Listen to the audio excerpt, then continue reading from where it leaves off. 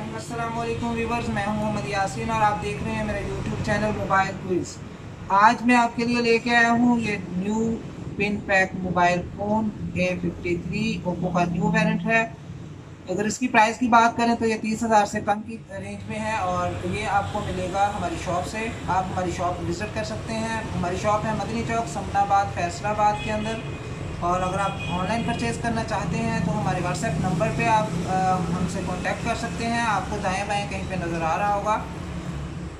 आज हम इस फ़ोन की अनबॉक्सिंग करेंगे। अगर इसकी बात करें इसके कलर्स की तो ये दो कलर में फ़ोन है, ब्लू कलर है और इसमें ब्लैक कलर है। दो कलर में ये फ़ोन अवेलेबल है और 4GB की इसकी रैम है। अगर इसके डिस्प्ले की बात करें तो 90Hz इसका डिस्प्ले है और 18 वाट का इसका फास्ट चार्जर है। बहुत ही बड़ा चार्जर है और बड़ी बैटरी है। इसके अंदर 5000 mAh की बैटरी है इसके अंदर और 16 मेगापिक्सल का इसका कैमरा है।